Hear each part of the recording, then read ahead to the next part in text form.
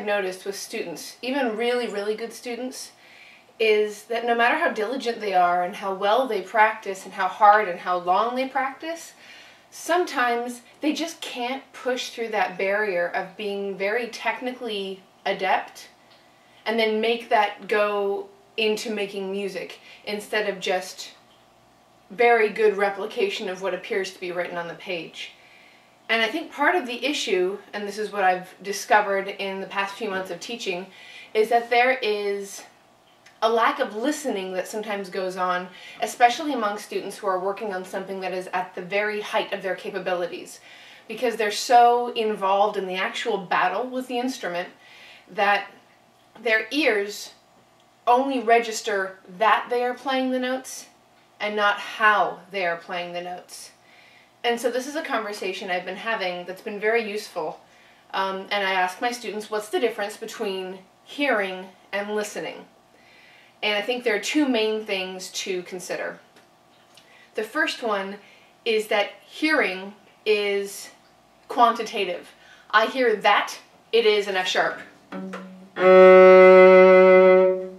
F sharp, check, done, yes, it's an F sharp. Listening is, what kind of F sharp is that? What was the attack of the note like? Was there vibrato? Does it connect to anything else? How does it connect? What are we trying to communicate with that? So I find that hearing is what happens when a note comes to your ear, and listening happens when you bring your mind to perceive the note. Which brings me to this other aspect that I like to have people consider. And that is, listening is comparing against a desired or expected result inside of your head, which takes practice to a completely different level, because it's not just I'm going to barrel through Old Crunchy,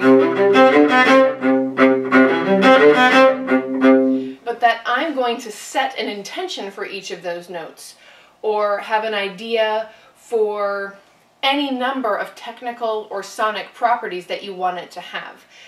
When you combine really, really strong technique with intention and then awareness of whether or not you're accomplishing that intention, that gets you to wring the goodness out of your practice like nobody's business. And I think that lone practitioners, and also maybe students who have private lessons, who are possibly the best individuals in their orchestra, have a harder time with this, because when I was growing up, I was constantly surrounded by really good examples of how to play. I was always listening, always hearing too, but always listening. And so there was a sense of comparison all the time. I want to sound like that. And it wasn't just I wanted to play a flurry of notes. It was, oh God, I want that fluidity. I want that strength. I want these particular qualities. And then in my practice, my ears were wide open, searching for those properties. So when you're a lone practitioner and you're not in a community orchestra or able to get out and play with other people more often, the problem is you don't get that sense of expectation. You just get used to your sound, because it doesn't matter if you listen to Yo-Yo Ma. It's hard for you to say, that's my expectation. I want that cleanliness. I want that perfection of intonation, all that stuff. So, and then for kids who are the best in their class, sometimes that actually makes them less introspective, because they're like, well, my job's done here. And it's not a matter of arrogance, but it's just kind of the mindset. They want to do as little work as possible sometimes in the orchestral environment, because maybe it's not as rewarding for them, because they are the top of the class and they're stuck playing music that maybe isn't as much fun as what we're working on in our lessons. So I would encourage you to, if you're a teacher, have this discussion with your students. And if you're struggling with taking your technically decent piece and turning it into music, see if you can make the switch from just hearing to listening. So just as an exercise, I'm going to play a few notes, and we're going to set different intentions for them, and I want you to listen and see if I'm accomplishing them, and then we can see what the fix is if I'm not accomplishing them. So I'm going to play a few notes, and the intention is smooth and connected. So I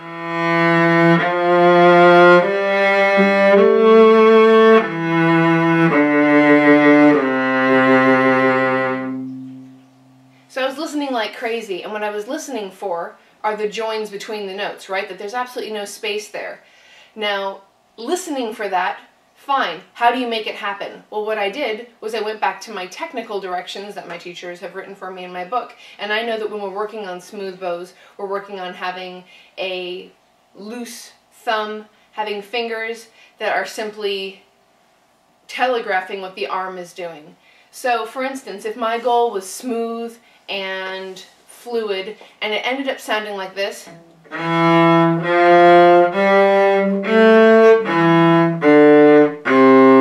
which I've had many students say, how does that sound? That's really good, because they could hear that the notes were in tune or that the notes were long. What you ask them to do is either record them, that's fantastic, but a lot of people don't like doing it, or you give them the feedback, do you realize that you were putting stops between each of those notes? And they'll do it again. Oh my God, I'm doing it.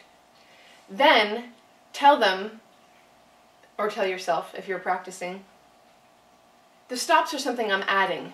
So what I need to do is take the stops out. And you might not succeed the first time, but make sure that you're not investing in doing it the same old way multiple times. Make a new mistake. Dang it! Well, I joined the two notes. I just was a little bit late to the party with my left hand. So see if you can engage in the conversation either with yourself, with your students, or as just a collaborator with other musicians. Are you listening, or are you just hearing what's going on? It's not that you can play the notes, it's how.